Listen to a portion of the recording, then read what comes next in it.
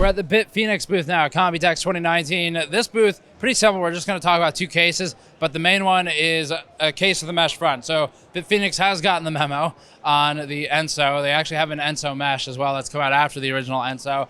And the memo said more mesh, which this is the Nova Mesh TG. It's literally in the name this time. We still need to test it, obviously, but it is certainly an uptick in design from the original Enso, which is good. Before that, this video is brought to you by Thermaltake's C360 DDC hard tubing water cooling kit. If you're ready to dip your toes into the water and build your first open loop cooling system, the Thermaltake C360 DDC hard tubing kit comes with all of the components you need. The kit includes a 360mm radiator, 3 120 ARGB fans, a copper W4 ARGB water block for the CPU, a pump and res DDC combo, and all the fittings needed to build a full CPU open loop. Learn more at the link in the description below. The Nova Mesh TG will come with one 120mm rear fan in the back. That will be a LED stock, and then the front will be one 120 in the front LED stock. You have options for 360 in the front, 240 support in the top for radiators, that is, and although it is a bit crammed, but it's offset forward. So depending on the heatsink height on your VRM heatsink, you may run into a challenge there. But if it's not too tall on the VRM heatsink, then maybe a 240 top, and then 120 fan in the back, which comes with it. The LED strip in this case is not included. That's just for the show floor build, which actually I think is probably better without it anyway. And then tempered glass side panel here.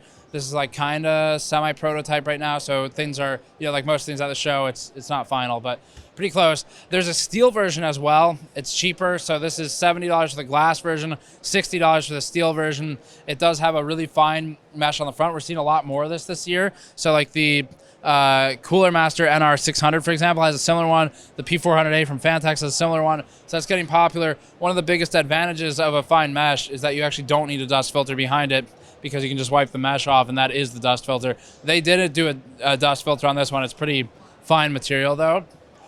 So we're not sure how much that'll impact flow, but this would be just fine without a filter, honestly. There's a magnetic filter on the bottom, and I think that probably wraps the Mesh TG. It's really pretty straightforward. There's one more case we'll move over to. This one's pretty simple as well. So this is the Saber, and the Saber is primarily looks focused. So where Bitfenix got the memo on mesh for the other case, they did not on this one.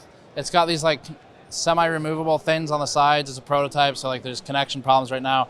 But the front here has a pin to pad contact, which is becoming more popular, so that's good. Pin to pads for the front panel, no cable required, so you can remove the panel off. That's good. It's a brushed aluminum finish on the front, but unfortunately no airflow really like at all. So that's restricting. That doesn't do anything. There's a button like cover up here that's supposed to be kind of like a throwback to the C70, I think it was, for the old Corsair case, where it had like a nuclear switch button underneath for the power. So they're gonna do one of those, but this case is not exciting to me. The other one looks a bit more promising. So we'll be keeping an eye out for the Nova Mesh TG to see if Bitfenix has rectified the issues with the Enso. That'll cover it for this booth at Computex 2019. Thank you for watching. Subscribe for more. Go to patreon.com/GamersNexus, helps out directly, or store.gamersnexus.net. I'll see you all next time.